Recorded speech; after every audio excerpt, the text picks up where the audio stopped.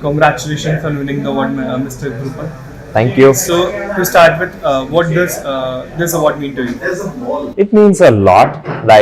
We have worked a lot, and our complete team, is working day and night for this. Making so what we are working is at STEMpedia, how we can impart technology and skill education for the K-12, either in India or in other countries. So this is like a motivation not only for me, but it is for my complete team, our schools, our students who are the real stakeholders and who are getting the benefits out of our program, and they will be becoming the future leaders, right? So it means a lot for us. So, how can we enhance collaboration with educators and industry professionals to better prepare students for a real-world challenge? Oh, there is a great gap between what is happening in industries and what is expectation from the industries.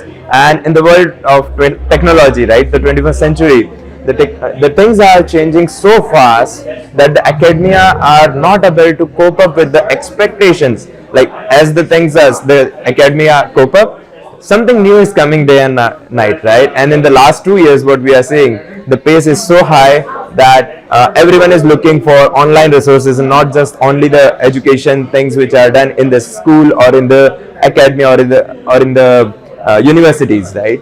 So the need is how we can have more time for the students to spend at some of their dream places, or some of the industry stakeholders can give access to the students resources.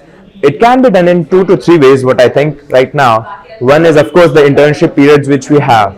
The good point is, I will say, I was at IIT Kanpur and we had more than 80 days summer vacations, and that used to be a good time to spend like about 60 days at a place of like kind of your potential, what do you think as in your future job or your future profession, right?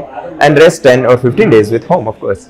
But I see in a lot of universities, we give very small vacation periods. We want to teach, we don't want to give them experience. That is what is missing, and it is same for the academic professors as well.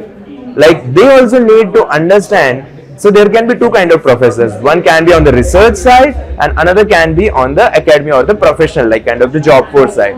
So both has to be matched in between. Like the students needs to be given exposure of both the industries. One more thing I would like to add is what is happening in the country or where the students are going to be absorbed. We need to prepare them for that. It is not only like a student in Bangalore is being prepared for something happening in Northeast. We need to prepare some students which are doing their studies in Northeast for the skills being required for that locality. That's how we can grow. Too much migration after like kind of from the university to academia is not good in the long run. So my next question to you is, in what ways can technology can effectively integrated into the education system to improve learning outcomes?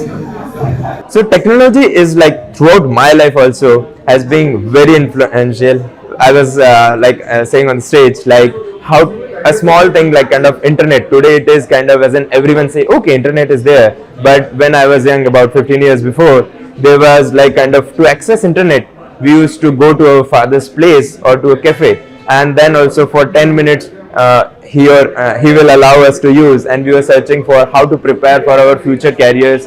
Engineering होती क्या है या फिर उसके लिए बनेंगे कैसे, तो कुछ एग्जाम्स होती है जिसको जेई कहते हैं या ऐसी चीजें, राइट? तो ये उस समय भी जितने इम्पोर्टेंट थी, आज भी ऐसे बहुत सारे लोग हैं. There are more than enough people in this country who needs access to technology as a like the basic technologies. May not be kind of the what we say, of course AI and everything is coming, but the basic technology access has to be also given.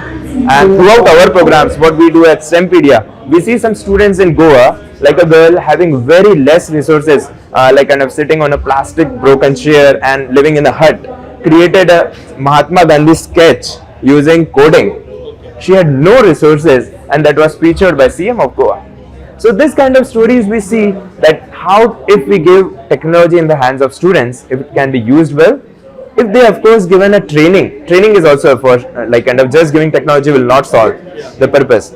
Training of that to students, but the most important thing is training the teachers or training the educators. Nowadays, the educator or facilitator would be a better word in the word of AI, where teachers are not just teachers. Their profession is kind of getting migrated or upskilled to a thing called as educator or thing, right?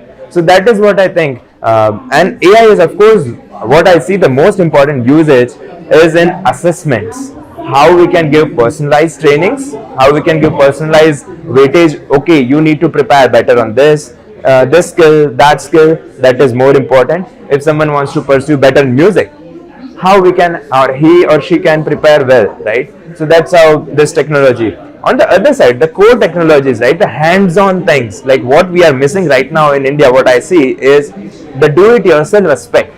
Of course, these are this coding and high-profile paying jobs what we see right now, but there are some real making skills. How many people know how a wooden chair is made, or how many people know these bridges are being constructed, or how we can see this high-speed rail which we are talking about, what all goes in between. So the technology is not just about this AI or coding. Technology is also this core of making things, like the real engineering world, right? That's what I would like to add. Thank you so much.